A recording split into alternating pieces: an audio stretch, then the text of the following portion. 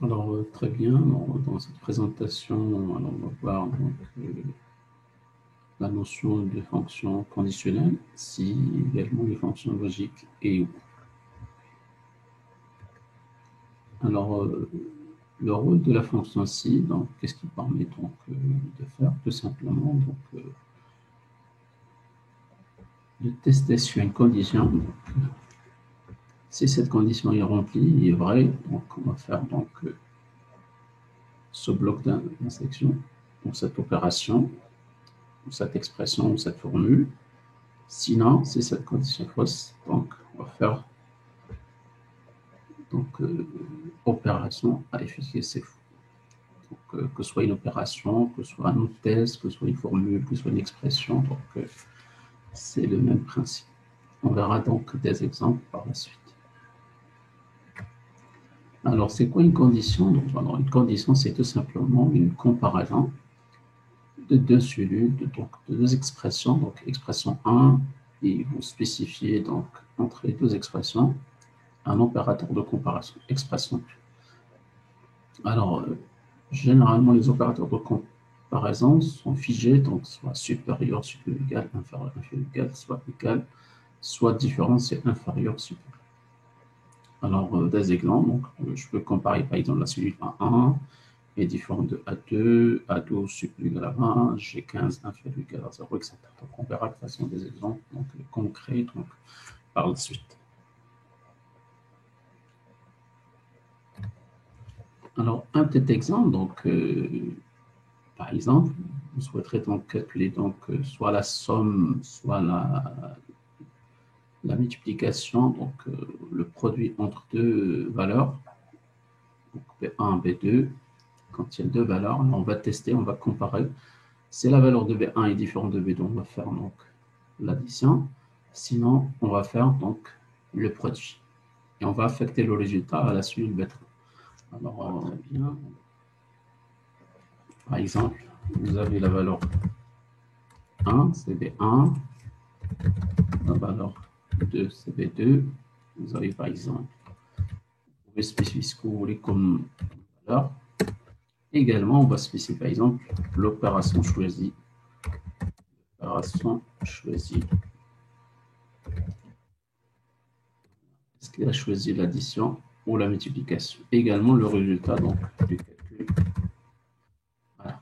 Donc, selon la valeur de B1 et B2, on va afficher c'est soit, soit le résultat, soit le type d'opération choisie. Est-ce qu'il a choisi l'addition ou la multiplication? Alors, très bien, qu'est-ce qu'on va spécifier ici? Donc, il faut insérer donc, la fonction C, bien évidemment. Alors, si, sinon, vous pouvez utiliser l'assistance. D'accord, c'est le même principe. Alors, si quoi? Donc, vous allez comparer B1 est différent de B2.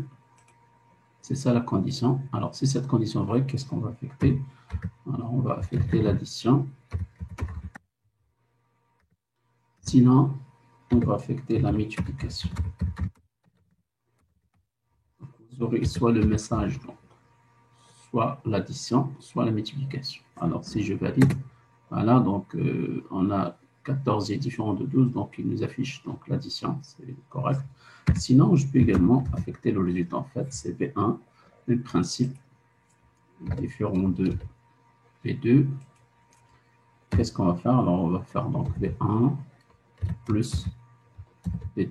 Vous pouvez insérer la somme de B1, B2 également 50. Sinon, B1 fois B2. Voilà. Là, donc, c'est donc, est-ce qu'on a choisi donc la somme en fait? Donc, nous affiche en fait. Désolé. Très bien.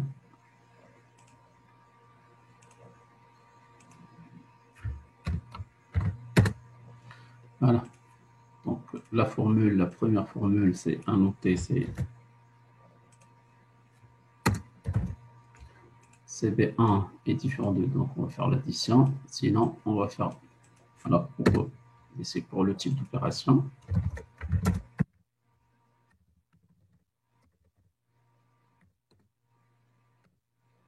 Pour le résultat de l'opération, on résultat.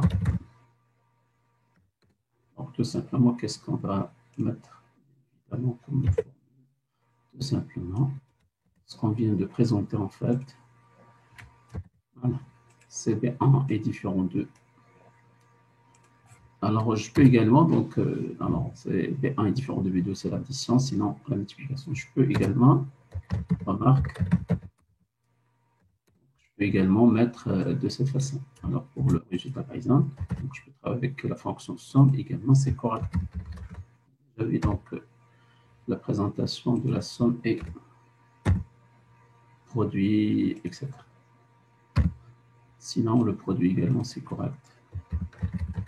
On a déjà vu donc, dans les présentations précédentes, donc, ces fonctions, bien évidemment. Donc, on a le droit d'imbriquer, bien évidemment, les fonctions. Donc, la fonction ci fait appel à la somme et le produit également, c'est correct. Sinon, je peux également, donc, ou également inverser. Donc, pardon. Alors, je peux inverser le test. Alors, comment je fais? Donc, soit, donc, je vais donc, soit je travaille avec cette manière, ou donc je peux par exemple mettre égal. Alors, si je mets égal, alors tout simplement, il faut inverser les opérations. Là, je peux faire également. Vous pouvez noter également de cette façon. Donc, c'est l'égalité, on va faire le produit, sinon l'addition. Sinon, également, vous inversez, donc c'est le même principe. Voilà, donc, je peux mettre la même chose autrement, mais attention à la syntaxe et vous faites l'égalité. Je peux également mettre le même principe pour le type d'opération également, donc je peux également. D'accord, je peux mettre l'égalité et j'inverse les messages affectés à la suite du B3 ou B4. Donc, tout simplement, il faut inverser. En cas d'égalité, on a le produit, sinon l'addition. Voilà, donc les différentes solutions possibles. Donc, à noter, bien évidemment. Voilà. Donc, comme je l'ai dit, donc la fonction, donc si, il va tester sur la condition, si cette condition, on va faire donc ce bloc d'instruction, cette opération, sinon on va faire l'addition. Donc il y a trois arguments à spécifier pour la fonction si. La condition, c'est vrai, c'est faux. Voilà. Alors, un autre exemple, par exemple, où vous souhaiterez tester sur la moyenne, donc si tu es donc dans F10 par exemple, et on va affecter donc admis dans le G10. Donc, vous êtes libre de choisir n'importe quelle cellule. Alors, c'est la moyenne supérieure des c'est admis, sinon non admis. C'est une possibilité. On verra de toute façon dans l'atelier numéro 2, donc d'autres possibilités avancées. Donc, l'interprétation, c'est comme un petit programme qui s'exécute. Alors, la notion algorithmique, l'interprétation algorithmique, c'est le résultat de la moyenne est supérieur à 10. Alors, sinon, on va faire donc non admis. D'accord? Alors, je peux également inverser, comme je l'ai dit, comme pour le cas de l'addition et la soustraction. En fait, c'est la multiplication de B1, B2. Je peux inverser, donc, au lieu de tester sur supérieur à 10, donc je peux tester sur inférieur à 10, donc admis, non admis, pardon, sinon admis. Voilà. C'est une possibilité également. Alors, je peux également, donc, pour exemple 3, je peux imbriquer les fonctions 6, c'est une possibilité. Donc, si jamais vous souhaiterez afficher, à part l'observation non admis, vous souhaiterez rajouter rattrapage. Donc, non admis, rattrapage admis. Par exemple, si vous avez donc, par hasard, donc, la moyenne inférieure à 5, donc, alors l'étudiant non admis, à journée, sinon entre supérieur à 5 et district, donc c'est rattrapage, sinon admis.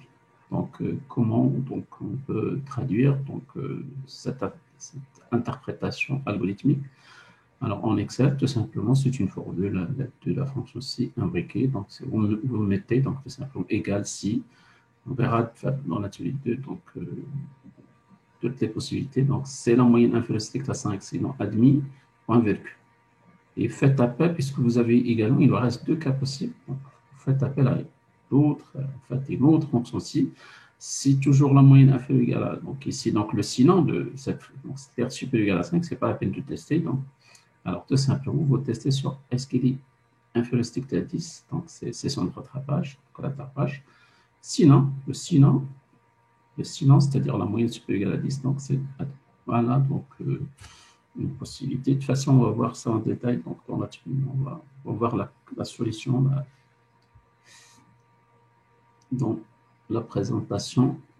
Alors également, il faut noter, donc parfois, c'est pas toujours, on va tester sur une seule condition, mais parfois, on est obligé de tester sur plusieurs conditions pour calculer, pour affecter dans les différentes références de cellules. Donc, qu'est-ce qu'il faut donc utiliser? La fonction, bien évidemment, et la fonction logique et qui retourne soit vrai, soit true, soit false. Alors, généralement, la fonction est utilisée dans la fonction ci et donne la valeur vraie si toutes les conditions sont remplies. Si on a la condition 1 vraie et la condition 2 vraie, donc la fonction est retourne tout simplement vrai. Alors vrai et vrai, donc c'est donne vrai et faux, donc tout le temps c'est faux. Donc quand est-ce qu'on aura la valeur donc vrai, c'est si on a toutes les conditions sont remplies sans. Alors un petit exemple pour le cas d'une délibération spéciale, même si la moyenne parfois il est inférieur à 10, normalement c'est un rattrapage ou non admis. Mais parfois, c'est toutes les notes, en fait, vous avez des notes qui sont supérieures ou égales à 9,5, donc on peut faire une délibération donc, spéciale, un rachetage, en fait, et on affecte, au lieu d'affecter, donc rattrapage ou à journée, on va affecter, on verra un cas donc, spécial donc, dans le numéro pour les délibérations spéciales.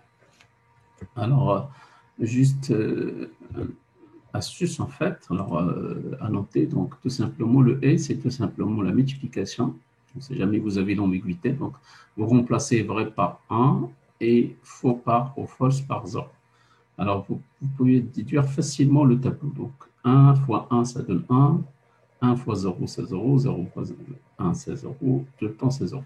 Voilà, c'est faux ou false. Donc, la seule possibilité donc d'avoir le vrai pour le et, c'est les deux conditions, toutes les conditions sont remplies, sont vraies. Voilà. Alors également, donc, toujours pour les fonctions logiques également, parfois, donc, s'il y a une seule condition est remplie, ou quelques conditions sont remplies, donc on peut donc affecter donc, la valeur vraie, donc true. Alors, voilà, donc la syntaxe, c'est ou, condition 1, point virgule, condition 2, etc. Alors, comment donc je peux déduire la valeur de ou donc, en testant sur les différentes conditions. Alors, au vrai, donc c'est dans le vrai. Tout le temps vrai, à part le cas donc, quand est-ce qu'on aura la valeur fausse, si on a les deux sont non remplis, sans fausse. Les deux conditions sont fausses.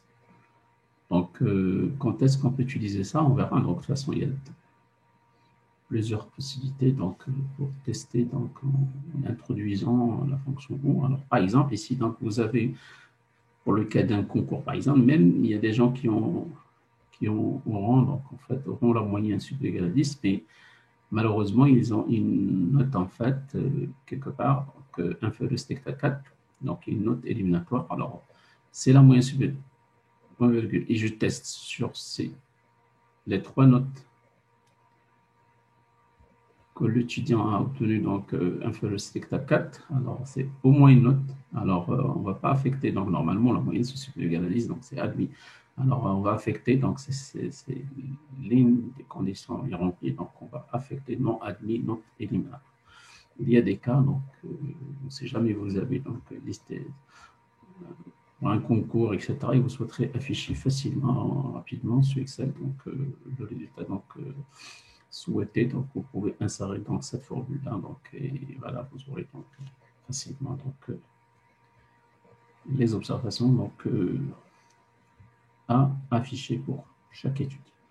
Alors astuce, donc le et c'est la multiplication, alors que le o c'est l'addition. Donc 1 plus 1, 1 plus 0, etc. Donc, alors donc on peut remplir le tableau facilement. Donc 1 plus 1, ça donne 2, mais on n'a que deux valeurs, donc vrai ou faux. Donc c'est-à-dire true ou false, c'est 1 ou 0. Donc on a 1 plus 1, c'est 2. Donc strictement inférieur à 2, puisque c'est la base binaire, c'est la base 2. Donc c'est inférieur strictement, donc la valeur vraie. Donc bien évidemment, si vous faites 1 plus 1, ça donne 1, ça ne donne pas 2, mais c'est 1, c'est inférieur strictement. Donc les valeurs possibles, c'est inférieur strictement à 2. C'est la base 2, c'est le codage binaire.